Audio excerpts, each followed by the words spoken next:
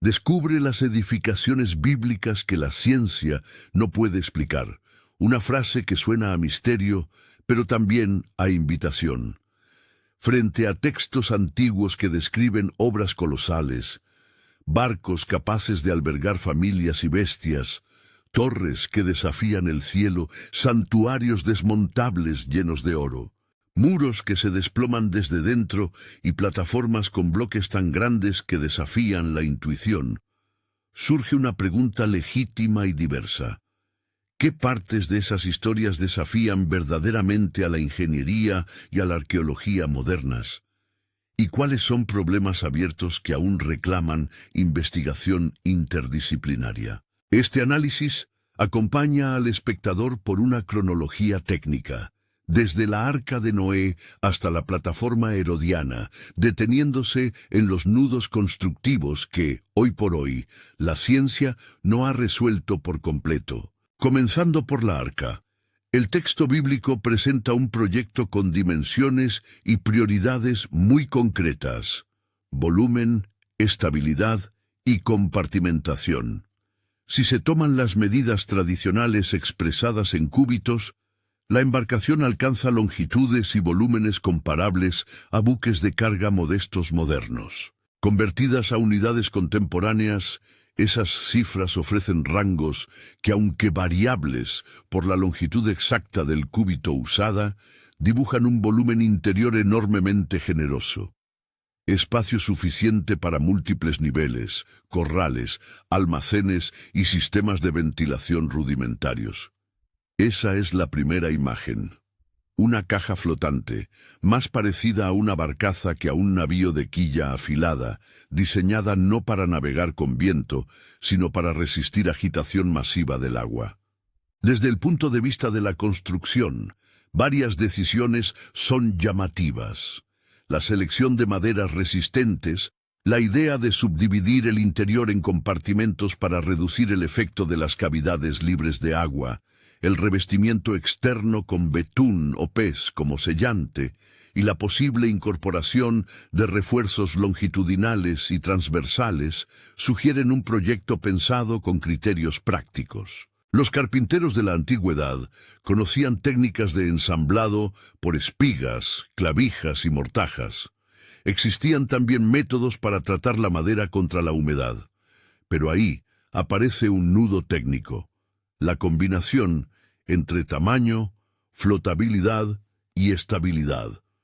Una estructura de esas dimensiones, relativamente ancha y alta, presenta riesgos de balanceo excesivo y torsión en mar gruesa. La ciencia naval moderna utiliza cálculos de estabilidad, momentos de inercia y distribución de masa para asegurar que la embarcación no se voltee. Aplicadas esas herramientas a las dimensiones propuestas, surgen preguntas sobre cuánto peso distribuido, animales, personas, agua, podía comprometer la estabilidad, y cómo se habrían resuelto puntos críticos como la ventilación, el drenaje y la distribución del lastre. Otra cuestión logística importante es el abastecimiento de madera. Construir un volumen tan grande implica cantidad y calidad de material, transporte de troncos, hidroelevación en ríos, descortezado y secado parcial. En sociedades antiguas existían recursos y técnicas, claro, pero la escala del proyecto exige una organización social y logística notable. Canteras forestales, coordinación de carpinteros especializados, almacenamiento de resinas para sellado. Algunos estudios experimentales han modelado la posibilidad de una barcaza de ese tamaño y sugieren que, con una construcción tipo caja y refuerzos internos, la flotabilidad es viable. Otros expertos señalan incertidumbres importantes relacionadas con la dinámica en aguas agitadas y la duración prolongada de la supuesta travesía. En resumen, la Arca plantea un problema técnico que la ciencia moderna puede abordar con modelos y experimentos, pero que aún deja margen para la discusión sobre procedimientos prácticos, tiempos de construcción y la logística humana necesaria para completar la obra. Si la Arca busca estabilidad, La Torre de Babel apunta a la ambición contraria, altura y visibilidad. El relato sitúa su construcción en la llanura de Shinar, en el entorno mesopotámico, donde la tradición constructiva giraba en torno al ladrillo cocido y al betún como aglutinante. Esa combinación de barro secado y ladrillo cocido se vuelve esencial.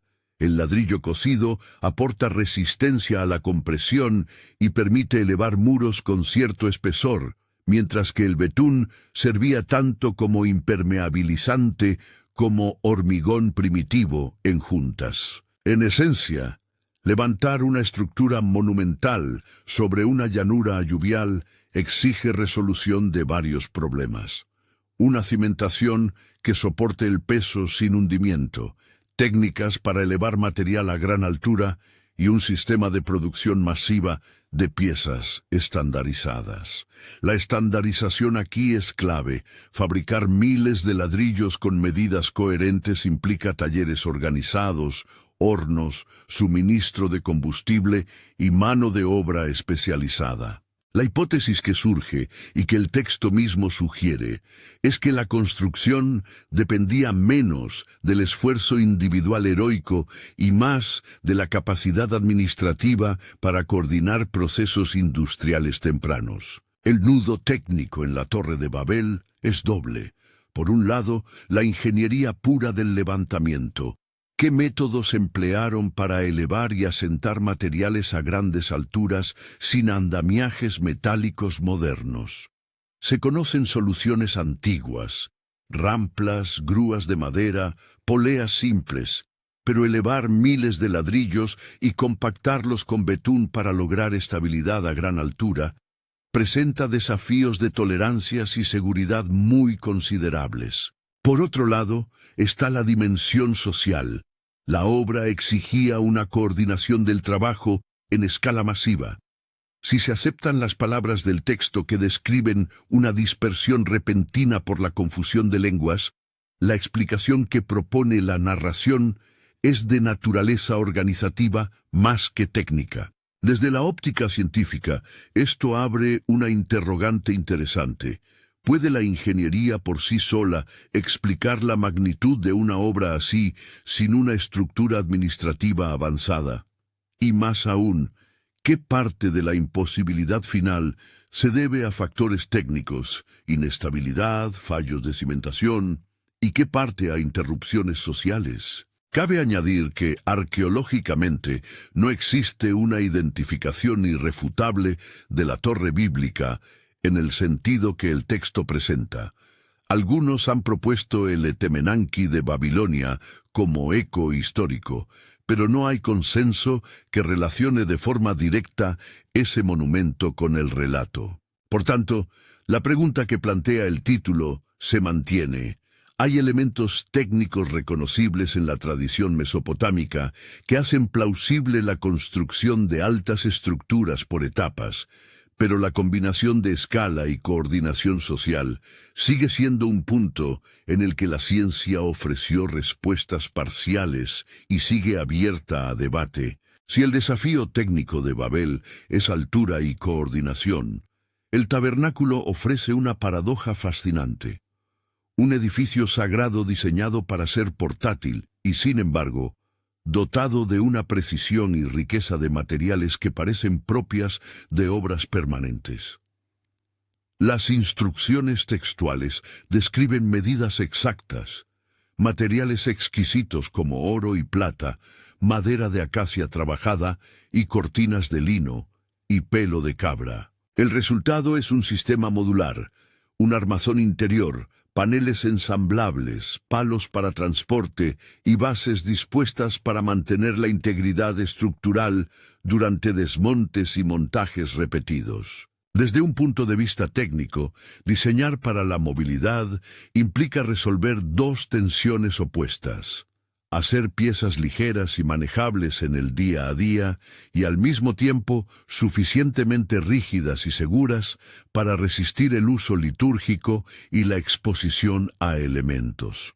Las soluciones antiguas, vistas en tiendas ceremoniales y construcciones desmontables, incluyen sistemas de pernos de madera, canales para encajar y refuerzos metálicos o de plata en puntos de esfuerzo. La presencia de bases de plata, revestimientos de oro y objetos como la menorá, descrita con un nivel de detalle que sugiere un trabajo metalúrgico avanzado, ponen el foco en la destreza de los artesanos. El nudo técnico del tabernáculo, para la ciencia, es el control de calidad y la repetibilidad de un montaje itinerante. Transportar paneles del armazón sin que se deformen con la humedad, mantener un revestimiento dorado que añade peso, o producir piezas metálicas complejas como la menorá, con técnicas fundición, forja, que hoy se entienden pero que requieren altos niveles de especialización. Todo ello indica una capacidad artesanal notable. Existen escenas analogosas en el mundo antiguo, carpas imperiales, santuarios móviles de otras culturas, que sugieren que la idea no era única en su forma, pero la precisión de las medidas y la densidad de metales preciosos describen un desafío logístico y técnico que obliga a preguntar: ¿qué sistemas de control de calidad y formación artesanal permitieron mantener ese nivel en un pueblo en tránsito? La evidencia arqueológica directa sobre el tabernáculo es escasa. Por tanto, la ciencia arqueológica trabaja con paralelos culturales y con la interpretación de textos, siempre subrayando la incertidumbre. Así, el tabernáculo se mantiene como un caso donde la ingeniería del detalle y la logística itinerante plantean preguntas que la ciencia aún explora. Avanzando hacia Jericó, la discusión se traslada del diseño al colapso. El relato tradicional presenta una ciudad fortificada cuyas murallas, diseñadas para defensa, muestran un patrón arqueológico sorprendente. En algunos estratos, las señales indican que el colapso se produjo desde dentro, con escombros acumulados de una manera que sugiere un fallo interno más que un derrumbamiento por asalto exterior. Las excavaciones y los análisis de estratos han ofrecido interpretaciones diversas. Hay quien ve en la estratigrafía evidencia de destrucción por asalto militar, quien apunta a un episodio sísmico y quien propone una combinación de factores. En términos de ingeniería civil, una muralla que cae desde dentro plantea interrogantes sobre su geometría, su cimentación y la manera en que soportaba cargas dinámicas. Las estructuras defensivas antiguas solían disponer de torres, contrafuertes y un talud exterior o glacis para disipar la energía de impactos. Si, no obstante, los escombros se acumulaban hacia el interior, cabe considerar hipótesis como la existencia de cavidades en la base, por ejemplo, minas de socavación, un fallo de cimentación por corte de apoyo o un colapso por fatiga estructural agravado por eventos sísmicos. La llanura adyacente a Jericó es sísmicamente activa en periodos geológicos, y los estudios geotécnicos sugieren que terremotos pueden producir un fallo súbito en muros cuyas cimentaciones no fueron diseñadas para tales cargas laterales. El nudo técnico, aquí, no es solo identificar la causa concreta del colapso, sino cómo interpretar los datos arqueológicos para discriminar entre hipótesis. La ciencia ofrece herramientas: examen de microfracturas en la mampostería, análisis de rellenos, datación por carbono y correlación con capas de ceniza o pequeñas fallas geológicas. Sin embargo, las evidencias individuales pueden ser ambiguas y sujetas a lectura. Por eso la pregunta que plantea Jericó al marco científico es doble. ¿Pueden los modelos geotécnicos explicar completamente el patrón de colapso observado? ¿O el texto conserva una memoria híbrida de eventos sociales y técnicos cuyo entrelazado aún requiere afinamiento por parte de arqueólogos e ingenieros? El Templo de Salomón representa un salto en ambición arquitectónica y en complejidad logística. El relato de su construcción recoge aspectos de planificación meticulosa, cantera y prefabricación de piedras, transporte de cedro desde los bosques del Líbano, revestimientos interiores de oro y una intensidad de acabado que hace pensar en talleres especializados. Cada uno de esos elementos implica procesos técnicos que, tomados juntos, conforman un proyecto que va más allá de una obra común. En la práctica constructiva, la idea de piedras prefabricadas sugiere canteras, donde se labraron piezas con medidas precisas antes de su transporte al sitio, reduciendo el tiempo de montado y minimizando el trabajo en altura. Los bloques de cantería con caras trabajadas y perfiles de encaje se asocian a sistemas que favorecen la estabilidad sin necesidad de mortero abundante. Además, el recubrimiento de superficies con láminas de oro o la incrustación de metales aumentan cargas superficiales y requieren que las estructuras subyacentes resistan no solo peso propio, sino un acabado pesado y susceptible a la corrosión o expansión térmica. El traslado del cedro desde el Líbano implica un comercio marítimo y una logística terrestre de notable escala. Cortes selectivos, transporte en balsas o barcos, descarga y tracción por animales o rodillos. En suma, el proyecto del Templo de Salomón exige una red de suministro compleja y una administración capaz de coordinar artesanos, transportistas, canteros y comerciantes. El nudo técnico, en este caso, incluye preguntas sobre cómo se integró el sistema de prefabricación con el montaje en obra. Cómo se resolvieron los problemas de asentamiento diferencial cuando se trabaja sobre suelos variados, y cómo se garantizó la precisión en juntas sin tecnologías de medición modernas. Arqueológicamente, la evidencia directa del llamado primer templo es limitada, y en parte sujeta a interpretaciones derivadas de textos y hallazgos indirectos. La ciencia ha ofrecido hipótesis plausibles sobre técnicas y rutas de suministro, pero la falta de restos arquitectónicos incontrovertibles en el lugar impone cautela. Parte de lo que describe el relato puede corresponder a prácticas reales de la época. Parte puede ser una idealización del monumento. Así, la pregunta que surge es por la integración de procesos. ¿Cómo sostuvo una obra de tanta fineza y acabado los retos estructurales inherentes a su escala? La respuesta completa aún escapa al consenso científico. La evolución técnica llega a su manifestación más visible en la obra de Herodes el Grande, la construcción de una plataforma artificial que transformó el paisaje urbano y que se apoyó en muros de contención formidables.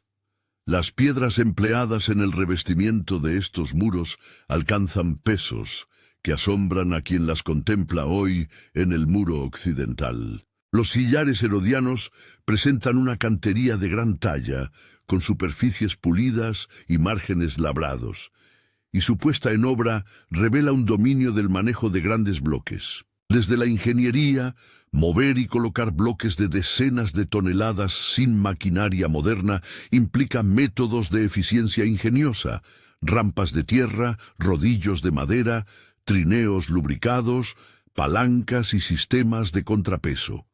También es necesario un diseño de juntas que permita un asentamiento casi perfecto y reduzca la necesidad de mortero. Los análisis de los márgenes y la forma en que las piezas encajan sugieren una combinación de soldadura por presión y tallado preciso en cantera para que, al colocarse, las piedras se ajusten con tolerancias pequeñas. Aquí, el nudo técnico es palpable. Cómo se extrajeron, transportaron y ajustaron bloques que hoy requieren maquinaria moderna para su manipulación. La arqueología de la ingeniería ha propuesto mecanismos plausibles, muchos de los cuales están sostenidos por experimentos y por analogías con obras contemporáneas de otras culturas. Aún así, algunos detalles concretos, como la manera exacta en que se consiguió un ajuste perfecto sin dañar las caras visibles, o cómo se salvó la fricción en pendientes durante el transporte, siguen siendo objeto de debate académico. La evidencia física, incluyendo el muro occidental, confirma una inversión tecnológica de alto nivel, pero la ciencia aún analiza los procedimientos precisos y las innovaciones puntuales que permitieron aquella hazaña. Si se miran las 6 obras en conjunto, emergen temas que ayudan a entender por qué la Biblia describe edificaciones que actualmente plantean preguntas difíciles a la ciencia. Primero, la innovación técnica a menudo surge de motivos prácticos o simbólicos. La necesidad de movilidad llevó al diseño del tabernáculo. La ambición de visibilidad impulsó la torre. La búsqueda de permanencia y gloria cristalizó en templos revestidos de metales preciosos. Segundo, la organización social aparece como factor tan decisivo como la técnica. Sin administración, logística y estandarización, la simple capacidad de un artesano no alcanza para erigir una obra de escala. Tercero, la tensión entre permanencia y movilidad obliga a soluciones constructivas singulares. Un templo fijo admite cimientos pesados y acabados suntuosos. Una morada itinerante requiere modularidad y controles rigurosos de deformación. ¿Pero qué quiere decir realmente que la ciencia no puede explicar estas construcciones? Es imprescindible aclarar que la ciencia no siempre ofrece respuestas absolutas y que a menudo se trata de matices.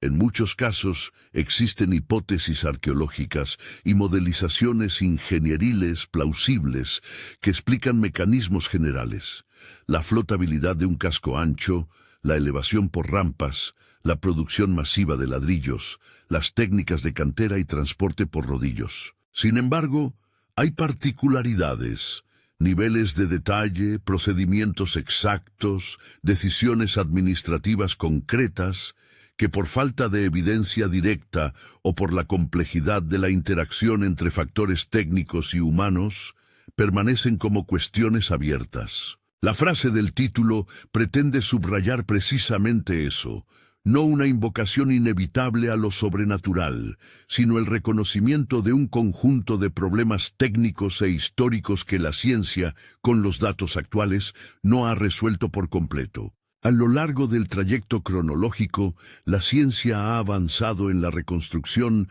de muchos procesos. Modelos hidrodinámicos, estudios de cantería, experimentos de manejo de bloques y análisis de materiales han permitido reproducir procedimientos plausibles. En algunos casos, proyectos de reconstrucción experimental han demostrado que técnicas antiguas pueden alcanzar resultados impresionantes. Por ejemplo, estructuras monumentales levantadas con rampas y trineos o barcos construidos con métodos tradicionales. No obstante, es importante mantener la distinción entre lo posible y lo probado. Que algo sea posible con tecnologías disponibles en la antigüedad no significa que sea exactamente la forma en que se hizo. Por eso la ciencia arqueológica procede con cautela, combinando texto, estratigrafía, experimentación y analogía. Si hay un hilo temático que recorre estas edificaciones, es la interacción entre decisión constructiva y consecuencia histórica. Una construcción pensada para perdurar puede transformar un paisaje urbano durante siglos. Una innovación logística puede habilitar nuevos tipos de economía. Una falla estructural puede precipitar cambios culturales dramáticos. La arqueología y la ingeniería, trabajando en conjunto, ofrecen una lente para leer esa interacción.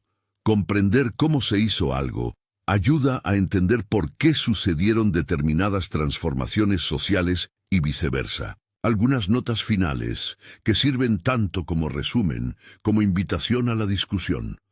Primero, en cada caso analizado, existen capas de certeza y capas de incertidumbre. Por tanto, cualquier afirmación debe enmarcarse con precisión. Según los datos actuales, evidencia sugiere, hay debate, no hay consenso definitivo. Segundo, el enfoque interdisciplinario resulta imprescindible. Arqueólogos, ingenieros estructurales, historiadores del arte, metalúrgicos y geotécnicos aportan piezas complementarias del rompecabezas. Tercero, lo que hoy aparece como enigma técnico puede convertirse mañana en problema resuelto a medida que avancen nuevas excavaciones, análisis de materiales o experimentos de reconstrucción. Volviendo al punto de partida. El título del vídeo propone un desafío legítimo. No pretende declarar que la ciencia sea incapaz por principio, sino enfatizar que hay aspectos concretos y fascinantes de estas edificaciones que aún resisten una explicación completa y consensuada. Preguntas sobre la estabilidad y logística de la arca, sobre la magnitud social requerida para la Torre de Babel, sobre la precisión y movilidad del tabernáculo, sobre el patrón interno de colapso en Jericó, sobre la integración de prefabricación y acabados pesados en el Templo de Salomón, y sobre las técnicas exactas de extracción y ajuste de bloques en la plataforma de Herodes. Todas ellas constituyen nudos técnicos que invitan a la investigación. Si este recorrido ha despertado curiosidad y ganas de profundizar, suscríbete para más análisis histórico-técnicos sobre la Biblia y la arqueología. En los próximos contenidos se podrá examinar con más detalle experimentos prácticos, modelos de estabilidad naval aplicados al caso del arca y estudios de cantera que iluminan las técnicas herodianas. Para concluir, queda abierta la invitación al diálogo. ¿Qué construcción te resulta más desconcertante y por qué?